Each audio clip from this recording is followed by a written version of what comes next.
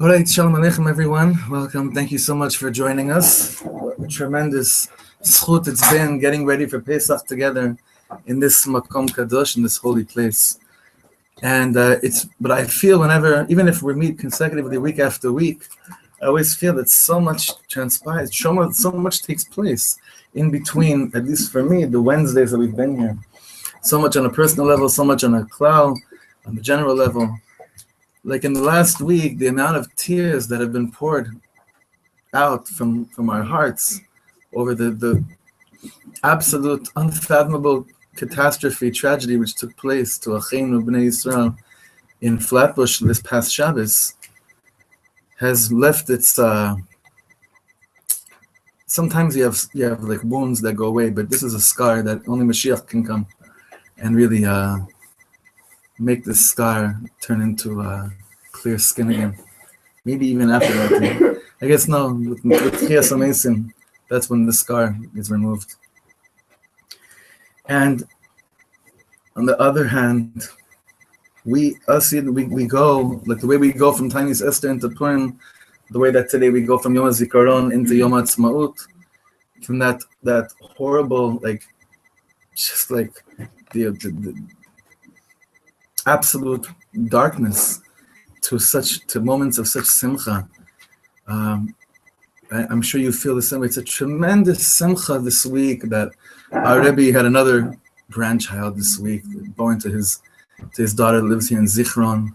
Another Dari had a daughter. Reb Shlomo's daughter had a daughter, and the naming's tomorrow morning. So it's a tremendous simcha to see the branches get longer, sweeter, more beautiful, especially here in Eretz Yisrael.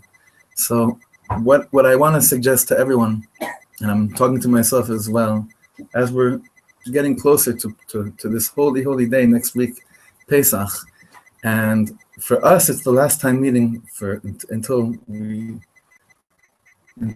go to the Seder right now. Don't let any emotion behind. You could, even if you think you could leave it behind, it doesn't get left behind. Whatever you think you're hiding is, it's not on you're wearing it on your forehead anyway.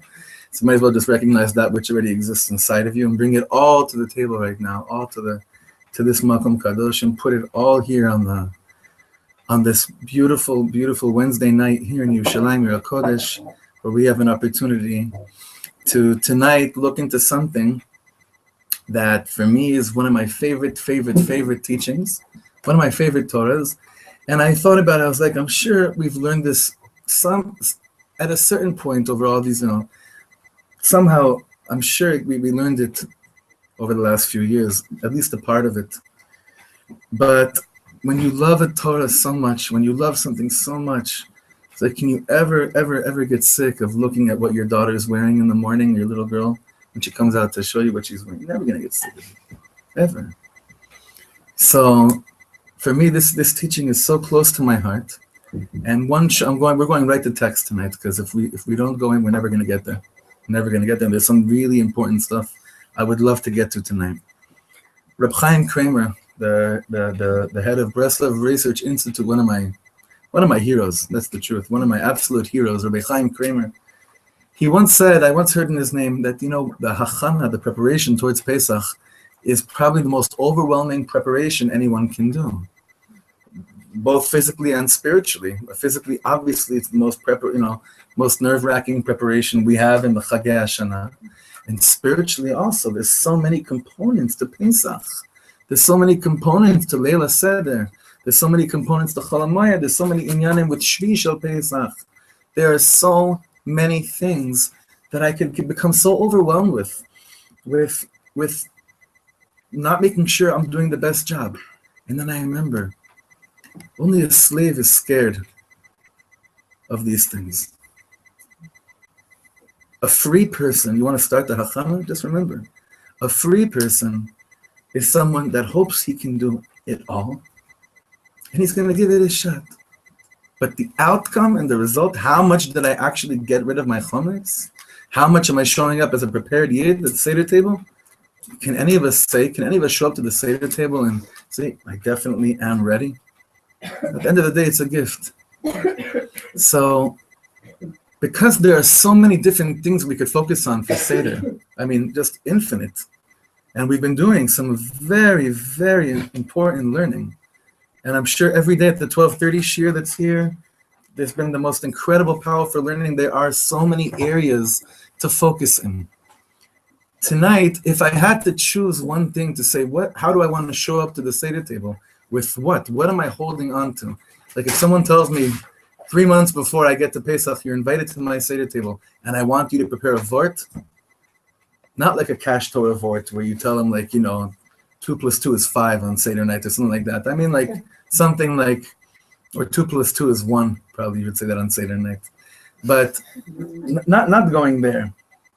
To really take a mahalach that Reb Shlomo has, which he changes over the whole way we look at something that we'd always, it's like what he does is exactly how like we started last week. Seder means order, and we start off against order. Kaddish, Urchatz, it should be Urchatz Kaddish. So a night that's called order, we start off completely not in order. And every aspect of the Seder table, the Seder night, things that have and come in order, he switches around all the time. Because we're not tuning into our order, we're tuning into the Ribono Shleilam's order. There's a time, the Ribono Shleilam's watch, his clock, that all year long we're trying to adjust our clocks, our watches to his. But somehow the only time you have an opportunity to rid yourself of that horrible avodah zarah called expectations, that's the night of Seder. That's the night of a godly order in the world. Something completely new, something so precious. And therefore tonight, we're going to be learning about the 4 sons, not really what their questions are, but really the way we attempt to answer them. The way the Baal HaGadah, like we learned last week, Eliyahu Hanavi, the composer of the Haggadah, answers them in his own magnificent, powerful, godly way, fire way. Fire. And I have no doubt in my mind, some people say the 4 sons represent 4 different types of people. We're already in such an era of confusion that within us there's 4 types of people. We can find the Chacham Rasha Tam and Sheino Yodea Lishol Alavai in our beings, in our existence as well. So tonight, it's 3 pages. This one has both sides, and this one is just one side.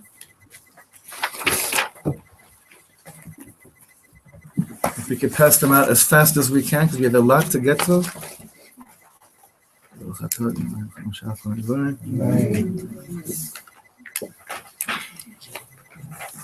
I want to continue learning for the Refuah Shlema of Natan Daniel ben Malka. I also want to dedicate tonight's shir, and this is very important. I want to dedicate tonight's shir to the Ilui Neshama of Michal Moshe Ze'ev ben Reb Nassan, and to give strength to his family. Amen. Strength and love. Each page is going from each side. Just pass it on. I should be, maybe there isn't enough, but you'll make do.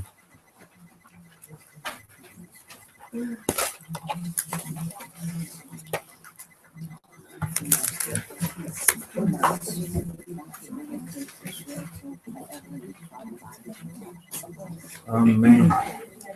Amen. From your holy heart, Chevra, please pass it around as fast as you can so we can start learning inside.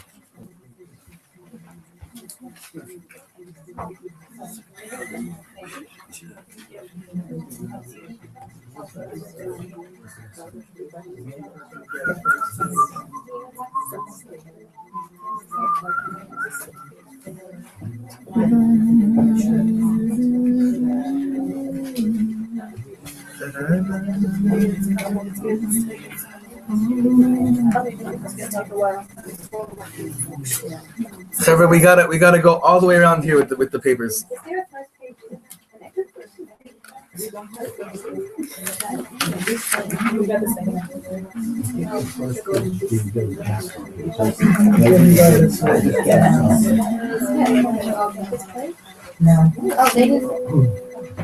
They come back. First page, would you pass it this way, please? Lady, first page. Is there any more No, first sir, we page? don't have first page here. And second page? And second page. Here's first. Now, our second page. Right.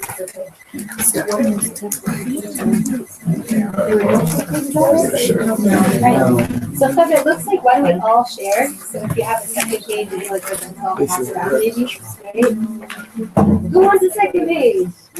Second page, pass it on. Someone volunteer for two.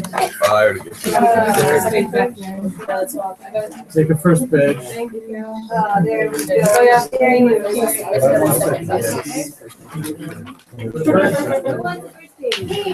Oh, any other first page volunteers? Anyone sacrifice? Did anyone share?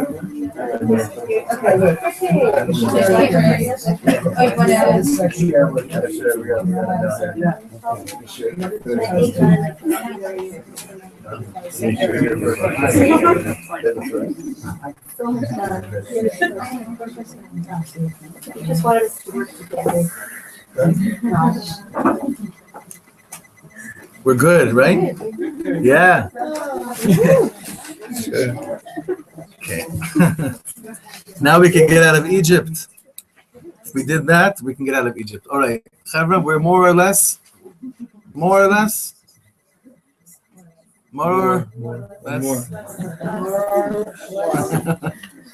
Otherwise, we should be more or less this year. All right, we're going to start. L'shem Yichud Kudsha V'Yichud Shechinte V'Chilu Rechim Rachet Shem Yod Kedatim Kodeshnim L'shem Kol Yisrael. Reb Shlomo says like this, I'm sure it's clear to you, friends, every word of the Haggadah covers the history of the world. There are four kinds of people in the world, and these four sons, God bless you, cover us all. The first child is the Chacham, the wise one. His question is, what are the different kinds of laws?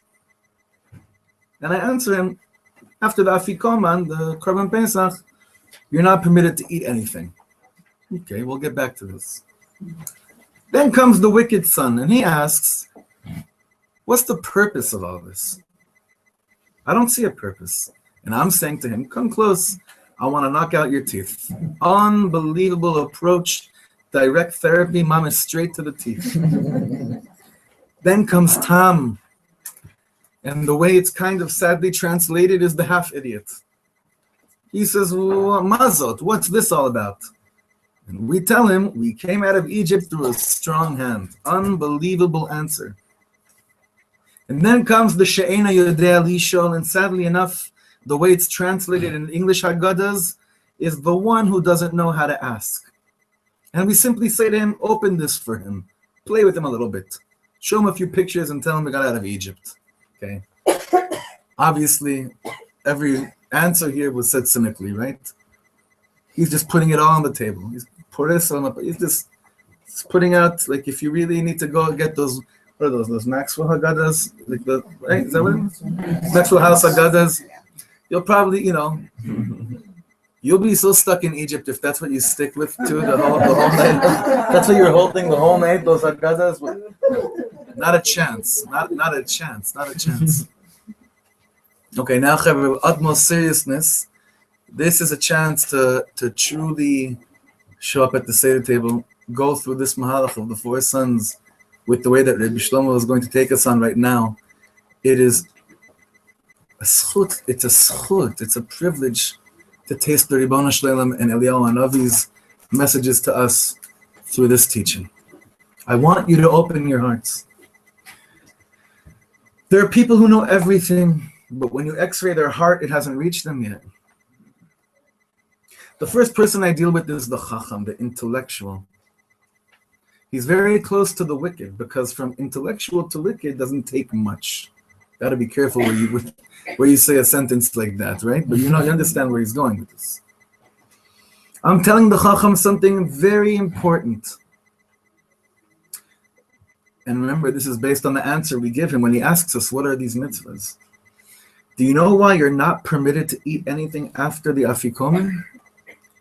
Because God wants the taste of Pesach to stay with you.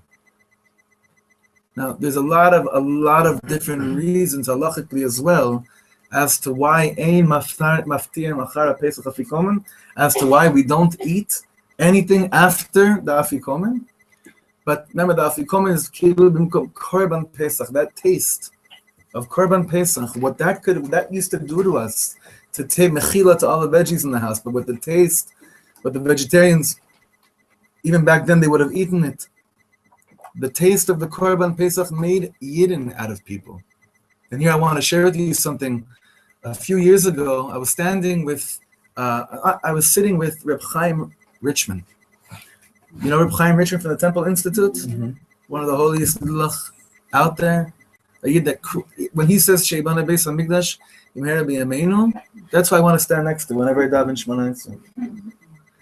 And I asked him, I said to him, what's the hardest day of the year for you? And I was sure that obviously he'll tell me Shiva B'Tammuz or Tisha B'Av. He looks at me and he says, Ma pita. He said to me, Yud Dalid Nisan.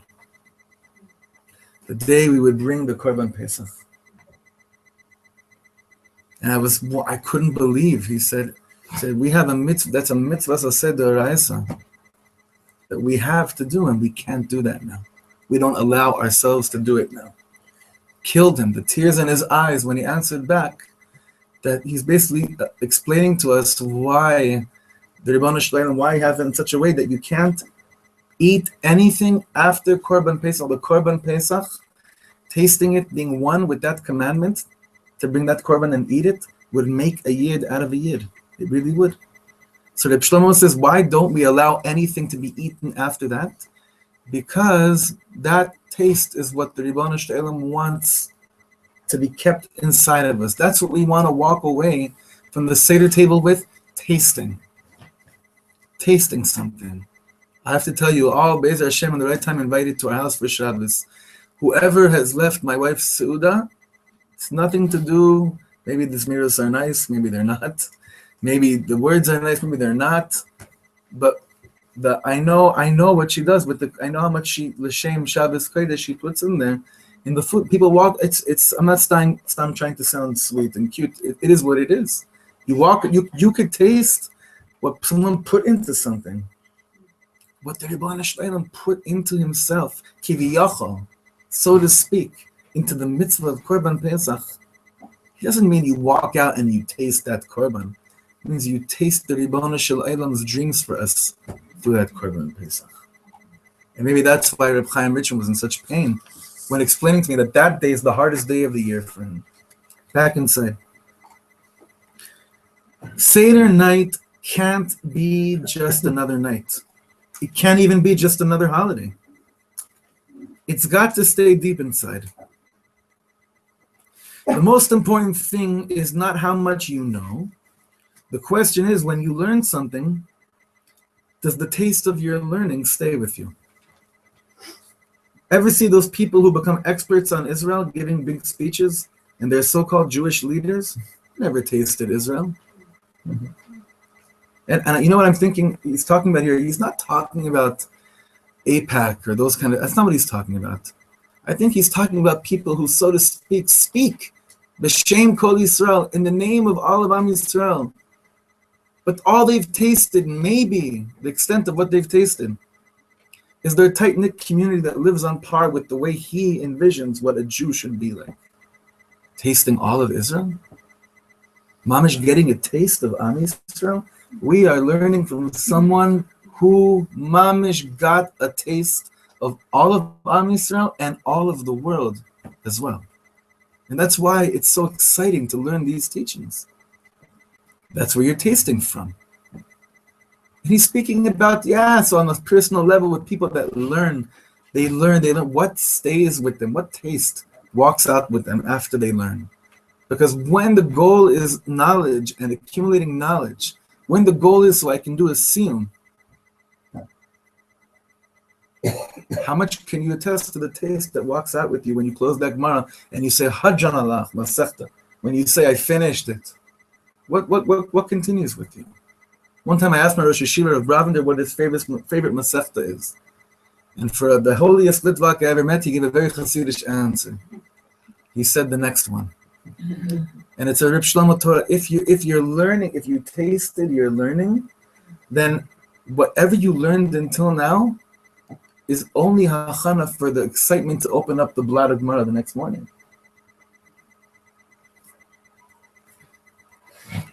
Second line in this paragraph, you never tasted Yerushalayim. So the first thing is, what's a real human being? A real human being is not a great intellect who knows a lot. A real human being is someone who can taste. So I want to explain what he's doing right now. He just mehapech the order. He just changed around the order. Because when we look at the order of the four sons, Chacham, and then you have Rasha. Then you have Tam, you're not sure what to do with him. And then you have that guy that you're sure he was up partying all night and came to school at 7 a.m. Sheinah Dali show. He can't even talk, he's so gone, right? And he's switching around the whole order. And he's starting off with saying, Chacham, ma woman. You think Chacham is the highest place to stay? What do you answer a Chacham when he says, what are the mitzvahs all about? You tell him, it's not about knowing it. It's about how much does the taste of your learning and the mitzvah that you do last within you once you already did it. How much does your Shabbos really last after you kept Shabbos? How much, think about it. This is not a trick question because no one should feel guilty, but how many people prayed Ma'ariv already tonight? I'm sure you're all going to the Kotel from here and davening, right? But how many people, let me ask a much easier thing. Sorry about that. How many people in this room said Modeh this morning? You don't have to raise your hand, I'm just putting it out there. If we really said Modeh, not like a Chacham that knows that's the right thing to do in the morning, but like a Pesach Yid, being thankful would escort us throughout the whole day. Like the Baal Shem Tov's Torah, how the first mitzvah, the first starting are really your chavrusas for the rest of the day. That first thing you think about when you wake up in the morning, that's malavi you, that escorts you throughout the rest of your day. That's why the Baal Shem was very big on making sure your first day are really refined. It's a big avoda. I once had a whole chevra, we tried to do this a few days where we said the night before, we reminded each other, okay, the first thing, try to see how fast you can catch your thoughts in the morning, and the second you wake up. It's not an easy task at all. It's very, very wacky. And you can learn a lot of very bizarre and weird things about yourself when you go through this thingy. But anyway, what he's doing over here is he's saying everyone thinks the Chacham, he's the highest. The Chacham, he could be the highest. He has the das. Let's not knock knowledge, but understand knowledge is only a hachana, is only a preparation for taste. And that which lasts with you once the action that you do is over. You know how many people can come to shul, Seder, the morning after Seder, and they can really go over every single one of the dikduke halachot, of the exact things they were supposed to do Seder night. And friends, don't belittle any of them. Every single thing you learn about Seder, every halachic, every measurement of matzah, of what, it's all Kodesh Kodashim. Kodesh Kodashim. But if there's not going to be a taste of experiencing the main mitzvah of Seder night, which is V'higadat lebincha b'yom hahu, which is telling over the story, telling over your own story. You know when Seder night ended? Even before it started. Seder night is never supposed to end. That's why we keep on coming back year after year. See, if we were real, how many times do you have to get out of Egypt? Like Reb Shlomo's psak about how many times do you bang on the table in Megillus Esther when it comes to Haman? Once. You got to do it more than once. Oh, brother Haman is really strong in your life. You have to keep on knocking him down. Knock him down. So if we really knew the secret of Seder and knew how to get out of Mitzrayim, you'd never have to go back inside. So there's something in our taste buds that we're really connecting to Seder night. And we go right away to the Chacham and say, whatever you think it's about, it boils down to one question. When you leave that Seder table, do you take the Seder table with you? Is it part of your being? Is it part of your Metziut? Is it part of your reality? Literally part of your reality. And you know, friends, I'm sure you agree with me. For me, what I have kinat sofrim more the most, how do you say kinat sofrim? No, not jealousy. Kinat sofrim is like the only jealousy that it's good to have, huh? Admiration, where you're not jealous. You're there's a word for it in English, and I can't figure out right now. Kinat sofrim means that. Sorry. Yeah, in a holy way, holy envy. What's the holy envy for? For me, it's when I see, Alavai, I could say when I see someone that knows Shas inside out, I'm just dying to be him. I wish I could say that.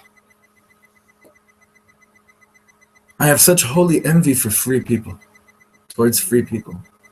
Not a free person that can do whatever he wants, but a free person that's one with the Word of God, that could care less what anyone thinks about him.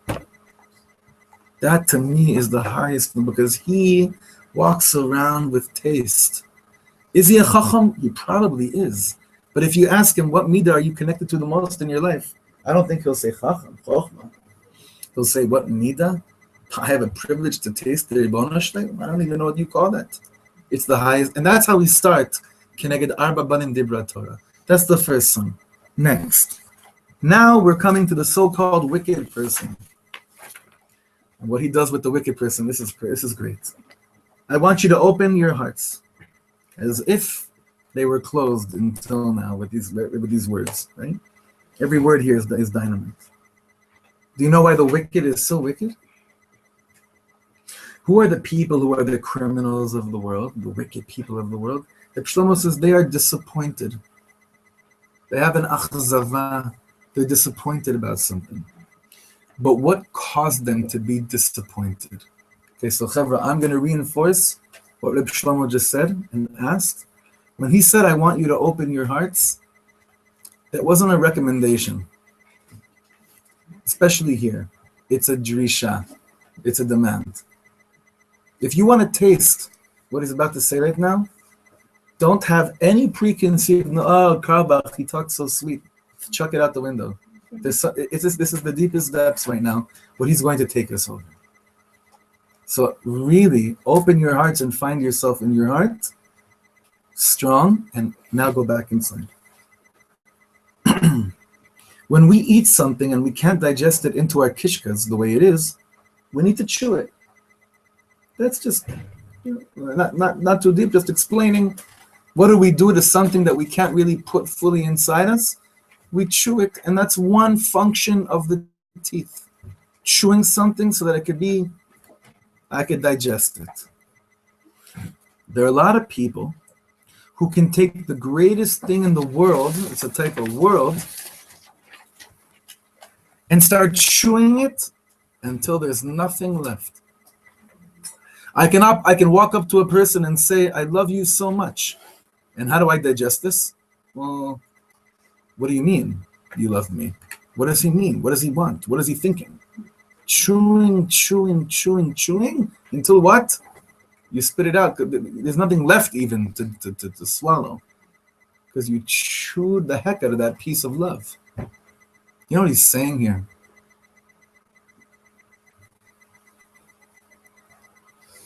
How often do you doubt people's sincerity? How often do you doubt the compliment? How often do you doubt what the Ribbon Shalom gives you in the world? You know, husbands and wives could chew each other up day and night. What did you try to do by this? What did you mean by this? You got me flowers. I could be in town next week. You know, all these things. Nothing is just digested. Because we always think it cannot be. It can't be that he really means it. And if he or she really mean it, I have no way of taking it all in. So what do? I chew it. I make it smaller, thinking I need to make it small so that I could relate to it, till what ends up happening? I'm left with garnished, left with nothing. This happens with people all the time, but I think really if we stopped for a second and said to each other, okay, right now, not like a Rasha, like a holy person, count your brachas. Not like a Rasha who chews them down to make sense to you in your life. Count your brachas. Do you know what would happen to us? We would get out of mitzvah. We'd be free people. We'd be free people. Pashut. Simple. When we get a taste of, like we learned in the first week here, 2 weeks ago, when we get a taste of not that which awaits us after we clean out our chametz, when we get a taste of that which is already there in our lives, like we always say, Yesh lecha et kol ha'olam. You have the whole world. When we look at the things that Hashem gives us another chance to not chew, to not try to make it into small things until we could swallow it. That's why it says Or La'arbasa, like we learned in the Mishnah, that first Mishnah in Pesachim. That's why it says, you know how much light, with how much light you find your chametz? Because you know what this greatest simcha is? Not to discover new things about yourself, but to discover that which was always there. But you believed enough in one person that told you you have everything in the world. And you believed in that person enough, without trying to chew what they just said, gave you enough confidence and strength to take your inner candle, Ner Hashem Nishmas Adam, the candle of your neshama, find all that which is already there. It's all already there. Like the weirdest thing is, I'm sure all of us are so broken. Why? Because it's 2015 and Mashiach isn't here yet. And we're real people that taste brokenness. Not doubting the brokenness. Chas v'chalila.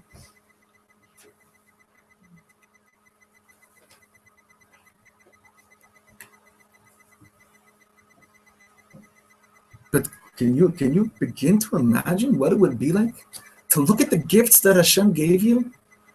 Whether physical, whether it's material or spiritual, it's all from the Ribbon Shalom. And not try to chew it down. Just take it the way it is. Just taking it the way it is.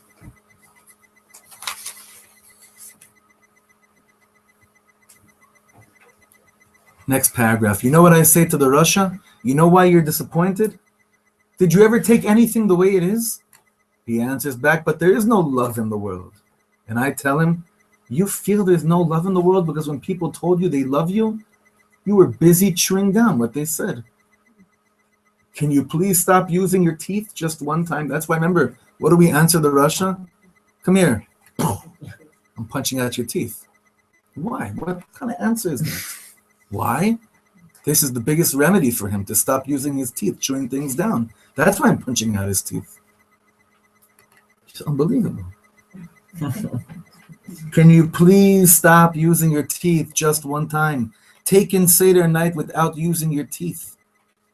And we say to them also, Idu ayasham lo haya nig'al. What does that mean? If you would have been there Seder night, you would have chewed the whole thing up and would have stayed in Egypt. You would start asking yourself, why is God taking us out? Who needs it? Maybe it's better here. Why should we be free? What's really wrong with being a slave? You know, it's funny. We're laughing, and 4/5 of the Yidden fell into this trap. That part of the Seder night, which we don't want to think about too much, because it terrifies the living daylights out of us. You know, at a certain point, you have to ask yourself Seder night, would I have left Egypt if I was reliving it right now? How much chutzpah? I mean, save it for the third cup at least. Don't start off the night like that. That'll be a real downer. But like maybe wait for the third cup. Maybe and maybe not even. Maybe only. I don't even know. One Seder, I have to tell you something so precious, so high. One Seder night, a few years ago, was the first Seder I ever had in my own home. My parents came to us, and at that time we were living it was a pretty big place. And by the third cup, I remember, I didn't ask myself this question, but I remember I want to reach a place by the end of the Haggadah that time means nothing to me anymore. That slavery which time causes me to get caught in, if I don't sleep enough hours, if I don't do this enough, I want to have koyach, I want to get out of there. And it was such a holy night because Seder night was over, it was like 2:30. And then there's a minhag I saw one of the Sfarim, you know what you do when Seder night's finished? Shir HaShirim. It was so sweet, but if you start thinking about before Seder, am I going to make it to Shir HaShirim? What do I need? You could chew up Shir HaShirim by the even before Pesach started. However, I really do feel that maybe the highest thing we could do, especially when it comes to after reading about the Rasha, go for it. There's enough light in your life to ask that question and answer it with utmost conviction with a prayer. Would I have left? Do I chew things up around me? Do I let the Ribono Shel Olam bless me? Do I just let the blessings be real in my life? Do I let them be the Ikar and the rest be Tofel? What a high moment that would be if all of Am Yisrael went to that moment of Rasha Ma'u Omer, and you say, Ilu Hayashem Lo Yanigal, am I 4/5? Or am I V'chamushim Alu B'nei Yisrael Me'eretz Mitzrayim? Or am I that precious 1/5 that eventually went to Har Sinai to receive the Torah? And then I say to myself, wow, not only am I that precious 1/5 that made it to Har Sinai, they didn't make it to Eretz Yisrael. There's a whole new generation that made it into Eretz Yisrael. And we're here in Eretz Yisrael thinking these questions. That's already, you could have fun with Dayenu already, with what we just said right now, whatever. It's pull back the horses. Okay, listen. And here I'm giving over a Torah from the Belzer Rebbe, third paragraph, which is completely different. Now he's going to take over. So now it's just a nice, cute word, good to remember, but a really beautiful approach to the Russian. It says, Hake es shinav. That's the word that he uses to punch out the teeth. Shinav doesn't mean his teeth. The Belzer Rebbe says it's referring to the letter shin. Punch out his shin. What's he talking about? What's the Russia? Russia has 3 letters, Reish, Shin, and Ayin. Shin is the middle, the inside, and the outside is Reish and Ayin. Evil. I saw, Shin, the Rebbe said that's Mamish, the Avram, Yitzchak, and Yaakov, the 3 lines. It's really, Shin's also the first letter of Shakai, the name of the Ribono Shel Olam in this world. I say to the Russia, you know what your problem is? For you, everything is covered with evil. You're beginning at the way you walk around, the way you show yourself, there's a shin inside of you, but you made sure there's a reish and an ayin escorting you from all corners. Knock out the shin, open the doors, let the shin out. Do you know how beautiful you are inside? There's some wicked people who cover themselves because they want to be wicked. They want to give me the impression that they're wicked. What about their shin, their inside? It's a Gaval Torah. Hake is shin, of knock out the shin from inside. Help him that his inside should shine. I once saw Gaval Gematria. I don't want to mess it up. I think it's like this. You take the Russia. Russia's 570, right? Hake is shinav. Knock out the word shinav from Russia in Gematria. Russia minus shinav is tzaddik, equals tzaddik, right?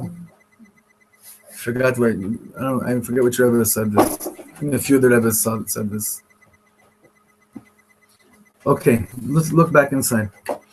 You see, the Chacham isn't bad yet. All he needs is an aspirin, but the Rasha needs an operation. Look inside, friends. Now it's really starting to get exciting. Okay. By the Chacham and by the Rasha, and here I want you to know something.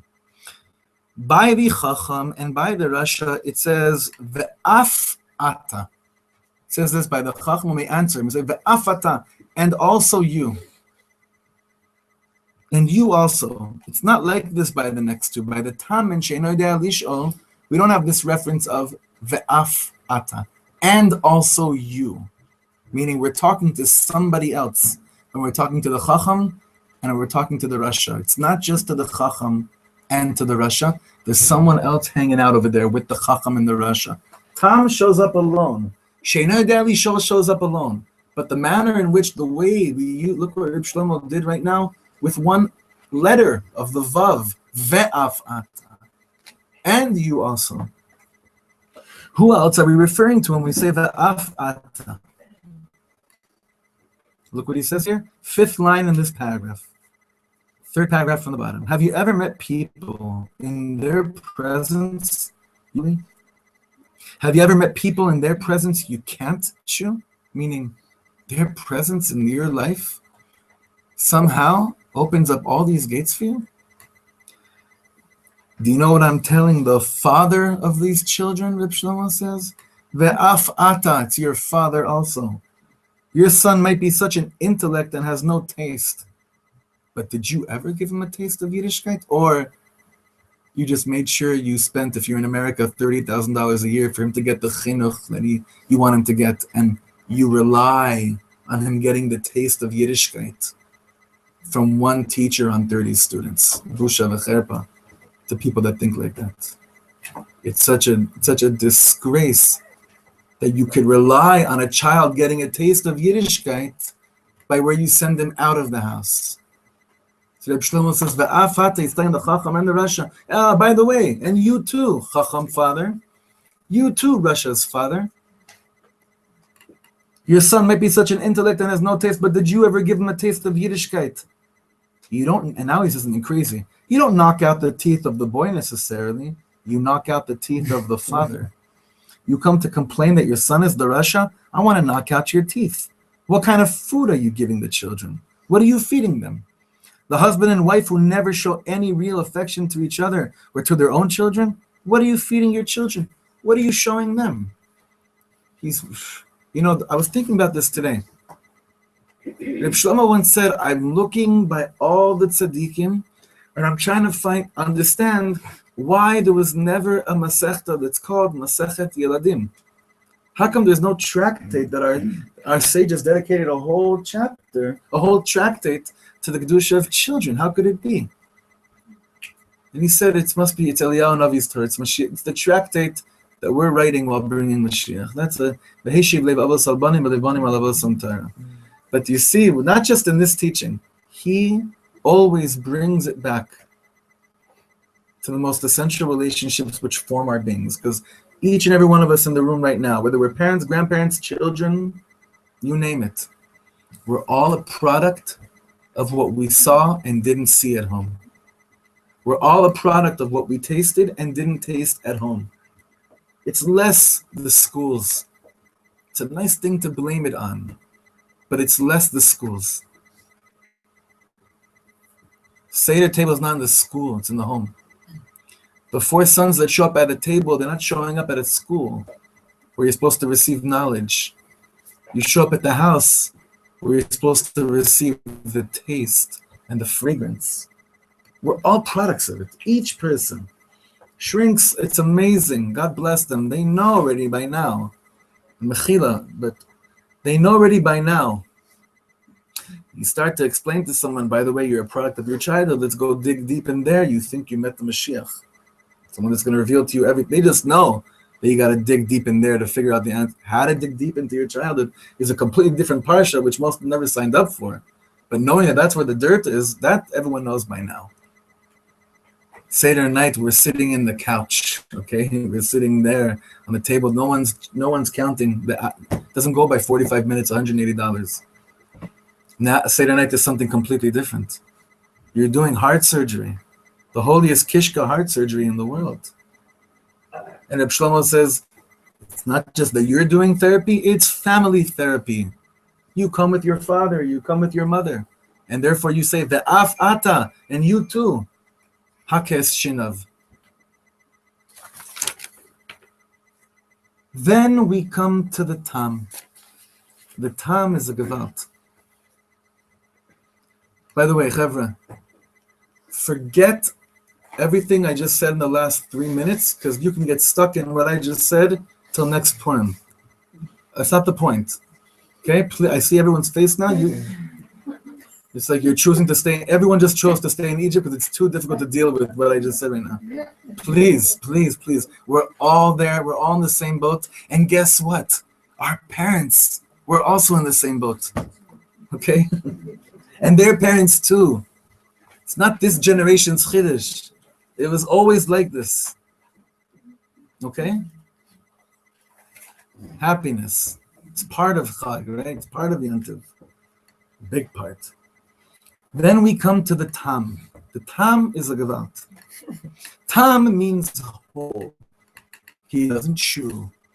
This is such a beautiful way what he just did right now. Maxwell House will tell you it's a half an idiot.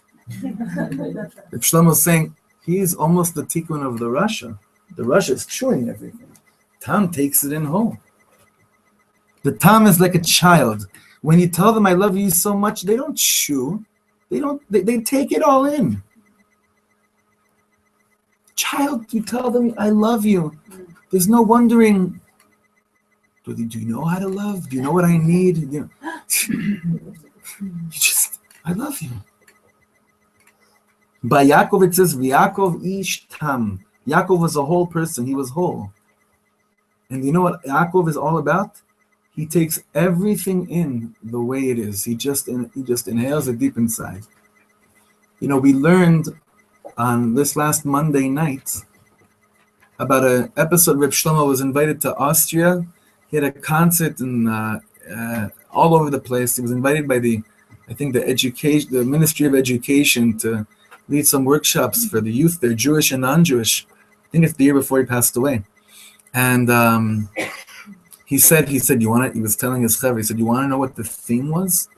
Remember the theme, he said? The theme was how to inhale the Bible, not how to learn the Bible. When we learn stuff, we kind of chew it for it to fit into our comprehension. You don't inhale, you don't chew air, you inhale air. You don't say, imagine if we walked around like that which gives us life for real, and we started being like a Russia. You know what it would look like? It'd be like this.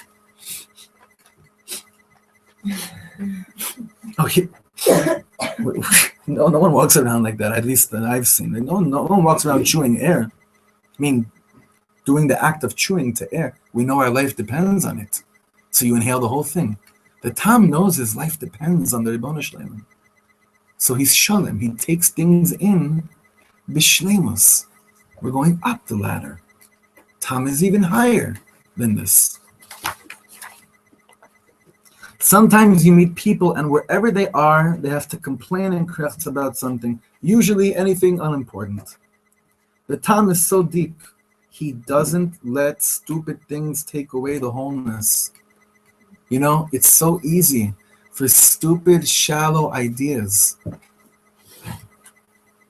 from very shallow people that are, so to speak, speaking in the name of Yiddishkeit and Israel, to take away the wholeness of Am Yisrael from you, to take away the wholeness of Yerushalayim and what it means from you, because their ideas have been chewed up more and more and more to fit some kind of a program. But in the essence of it, Reb Shlomo just said the most important statement. The Tam doesn't allow stupidness and shallowness to take away from the whole of something. Chaver, you know, I know we have a chassan and kala currently in the room right now. We actually have 2 kalas in the room right now. I hope we have more that I just don't know about. Do you know, remember the darts Torah from Reb Shlomo? Some people come to a wedding, and under the chuppah, when there's so much simcha and there's so much oneness, those cynical, sarcastic comments about, oh, they just, you know, wait till they have a kid or wait till they get to know each other, right? Shlomo saying, no, that's mamash, that's shooting darts at the chuppah.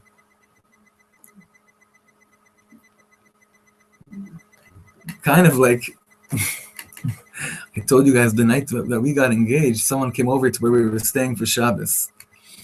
And it was a person that was married for a while, and he said to me, you're getting engaged? Okay, listen. You're gonna have fever for 4 weeks now. Your wife's gonna be throwing up, but that's just the way things have to be right now. We wanted to say to him, no. Been there, done that through dating. Now it's gonna be, yeah. And Baruch Hashem, we refuse to let those darts enter into our approach to the chuppah, But the Tam has the ability. He has this tamimus about him that he doesn't allow the darts to affect his life. He doesn't allow anyone's dart to take away from the wholeness of something. You're building a bayis in Eretz Yisrael. God's saying, I love you. That's what it is. God's saying, I love you and I trust you. I trust you with each other. Don't let anyone's dart take away from the wholeness of something. I wonder if there's a play between Tam and Ta'am. Just being so much about the different right. tasting and experience. I'm sure definitely in Chiluf Otiyot, because Tam is with the Tet and this is with the Taf, but I'm sure those things exchange all the time. Absolutely. Okay, so second line from the bottom here, where we're wrapping it up. Nobody's perfect, but the question is, do you allow stupid little things take away the wholeness, what you have inside? So how am I blessing the Tam? Meaning, how am I answering the Tam? This is so awesome.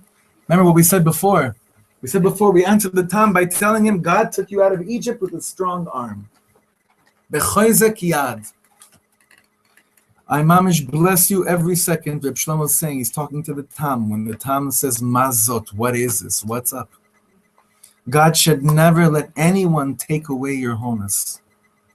Do you know what I'm telling him? B'chozek yad, chotzianu Hashem mitzrayim beis avadim. God had to stretch out his hand. God had to break down all the walls so that you and I could sit around the table and fully receive this great light which is coming down right now, because it takes such a chozek. Wow, what strength it takes to remove all those mechitzas from taking partial parts of the Ribono Shel Olam to trying to swallow and inhale the whole thing. How long does it take to destroy the wholeness of children? It takes one stupid teacher, one bad friend. Doesn't take much. And Gevalta, we crying over our children, master of the world. With the same hand you protected the Jews in Egypt, hold up your hand over my child. With that stretched arm. Then we come to the fourth child. So we've just been climbing, we've been ascending, and now we come to the fourth child. When it comes to She'eino Yodea Lishol, Reb Levi Yitzchak Berditchever's tears were flowing to the end of the world. There is something even deeper than taking it all in like the Tam. Okay, so now he gets, again, cute, very cute, and look what he does with this. Imagine I was sitting on the subway and I meet this very beautiful girl. What's your name? Faggy. Is that your English name? No. What's your English name? Pamela. Where do you work? In the bank. Which bank? Bank Leumi. Bank Leumi on 42nd Street or Bank Leumi on 49th Street? How does this sound to you? By the way, most nervous men do sound like this when they,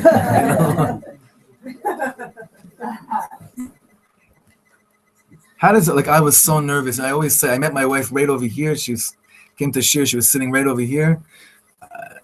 Reb Shalom kind of pushed her up front as much when she walked in to sit right over here. As red as I might be now because it's a little bit hot, I was a mamish tomato, and I went up to her after the shir. I said, "Hi, who are you? What's your name? Where do you live?" Bye. And I walked out saying, it took me a long time to redo that one.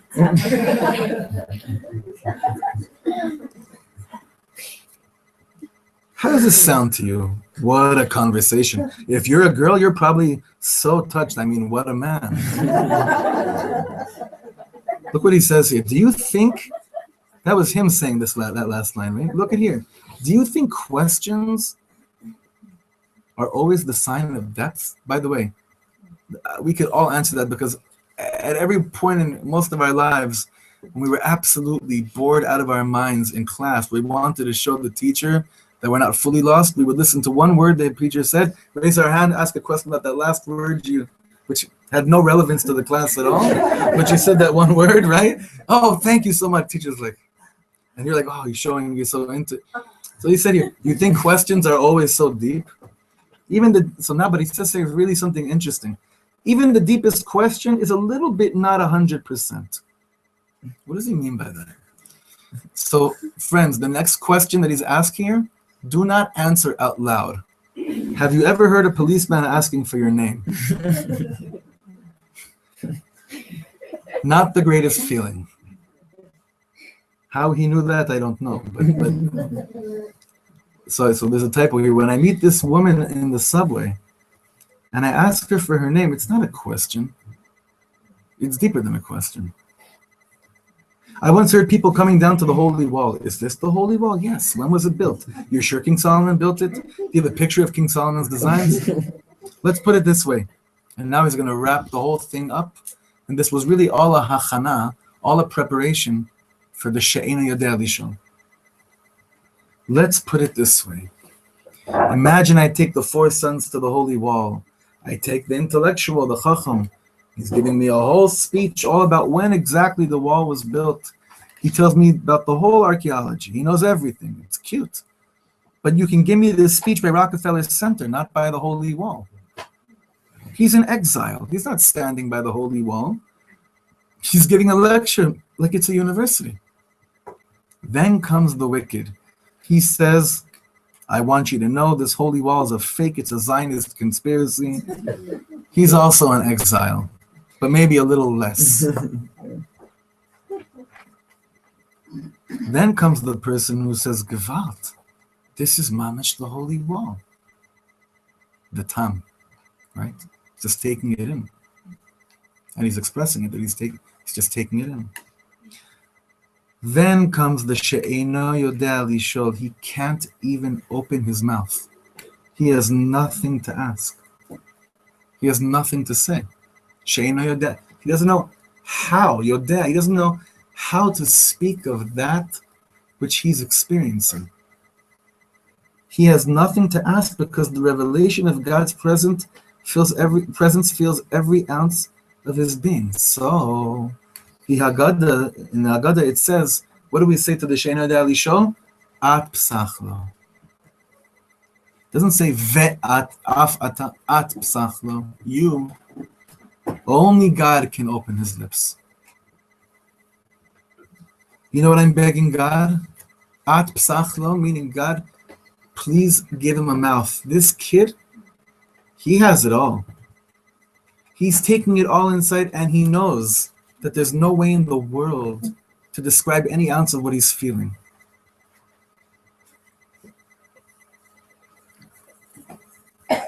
Because he's tasting it all, everything, in the deepest way. He can't even ask a question. He looks at the girl in the subway, he's not even asking what's her name, he's looking at her. He doesn't know what to do. He's standing by the kotel, he can't open his mouth. Comes to Yerushalayim after dreaming about that day, and he's not giving any speeches, he's not doubting the existence or our shayachut as Jews. I don't know, there's non-Jews here, it's a whole political thing. He doesn't go there. He's not even saying, wow, look where I am.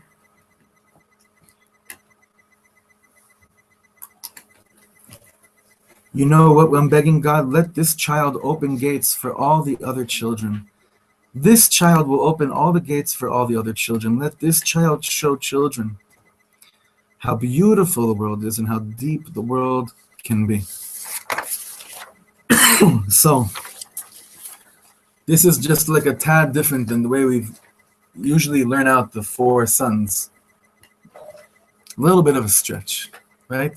Not exactly the way that when we grew up, they taught it to us. but when they grew up, no one taught it to them. And I feel that when we learn these teachings, besides being absolutely blown away and having to cry over this for the rest of our lives, this is achrayus. This is responsibility.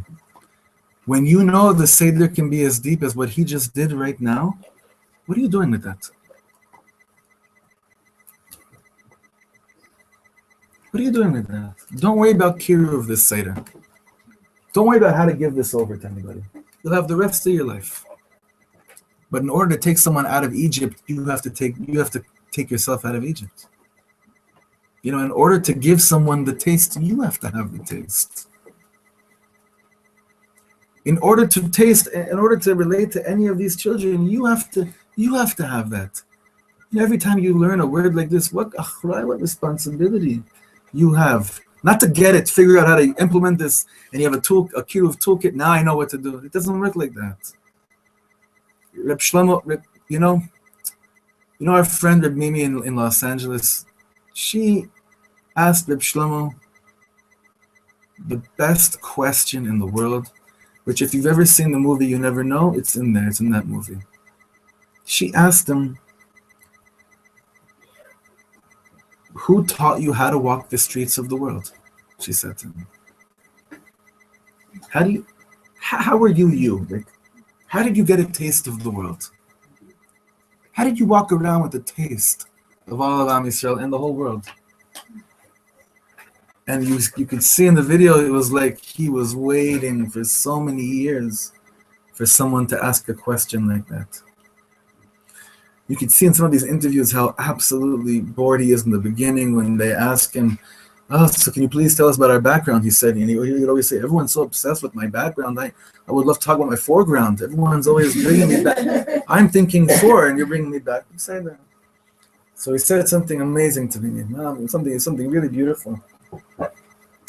He said, there's two Torahs in the world. There's two worlds of Torah where you learn about the world, you learn about Yidden. There's B'shivtecha v'yisecha, and there's a V'lechtecha v'derech. He said, the Torah of how to sit in your home, how to be a Jew, how to mamish learn. He said, I had the greatest teachers in the world for it. The best, the greatest. He had Reb Shlomo Hyman. He had his father, first of all. He had Reb Shlomo Hyman in Torah Vadas. He had Reb Aaron Kotler in Lakewood. He had the 6th and 7th Lubavitch Rebbe's. You're probably going to do good with that, with that all-star lineup of how to know how to be a Yid, the Shifta Chalav Yisacha. But then he said, no one is able to teach you how to walk the streets of the world until you walk them on your own. I had to walk them on my own. But you know what? You know what he did? He walked the streets of the world with the taste of the Beis Midrash with him wherever he went. I'm not sure at what age he realized that to be a chacham is a privilege. It's nice. It's a great privilege if you have a real phenomenal memory and real incredible qualities as to how to be a really devout learner and how to know how to learn. It's great, and there are many people like that. Many photographic memories, just very smart people. It's an amazing thing. But if somehow you're hearing the questions your whole life that the way we're answering the Chacham, the Rasha, and the Tam, and what we're saying to the She'enei Yadei Lishol, it's an amazing thing to be able to keep on redeeming people out of their own Mitzrayim wherever you walk. Because the sense of freedom that you feel by a tzaddik is the greatest gift that you could ever receive in this world. Soaring, just soaring. Mamish al kanfei nesharim, on eagle's wings, which was the whole point when we say in Parshas Yisro, va'esa eschem al kanfei nesharim. The whole Indian Matan Torah is that to really not just leave Egypt, but have Egypt mamish leave you. Bless you. To have Egypt mamish leave you. So alavai, it should be such a strong tefillah for the sake of all the people who don't even know that they're in Egypt and think they're free. Those of us who think we're out of Egypt. Those of us who think we're in Egypt, it doesn't even matter. Alavai bless you all and bless me back with enough guts to ask the question during the Seder, would I have left? And the only way you could answer that question, honestly, forget it. I'll stop joking about the wine. Be whenever. I just think you have to go into the rhythm of Eliyahu Navi. So, in the Haggadah to answer that question with utmost honesty and to ask it in a way that you know it's for real. But Pesach is the one holiday. It's like this one night where you really, really don't want to be stingy on what's offered to you. You know, it's like the one night of the whole year.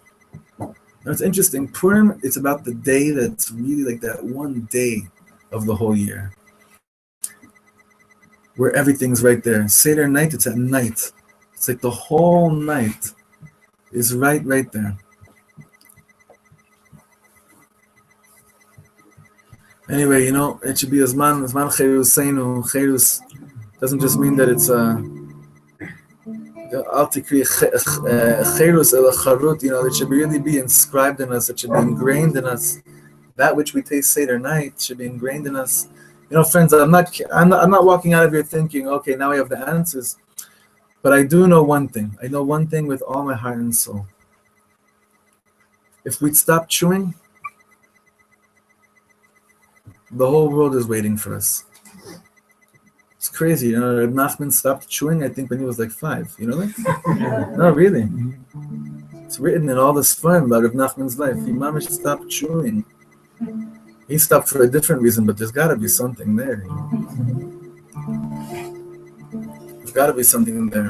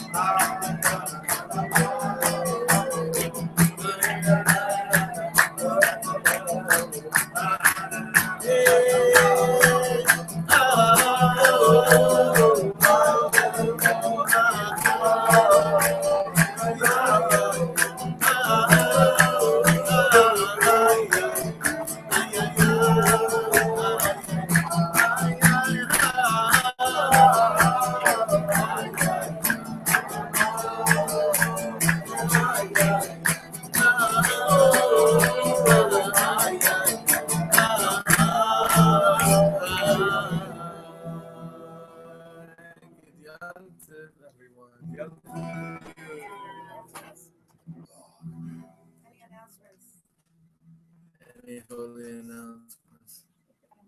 Amen. Amen. Get the answer. Find the courage to do it. What's it mean? Revelation?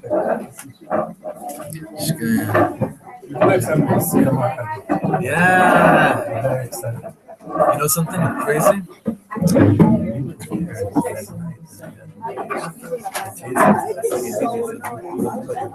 Jeremy told me I was going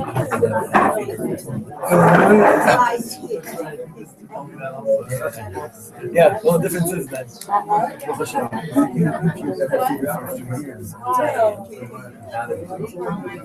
was one day, man. We learned Torah. Was one day we learned Torah. I can't wait for children. Two, right? Where can I park? I'm going to park in the parking lot. Right across Hotel. That's closer than the. It's right here. Okay. I'm waiting with Naftali before. I'm driving. So you did wait? Yeah. So I was there already. Remember? I was down the right park. Set it. I'll figure it out. Thank you, guys. We come to after Pesach. After Yantiv.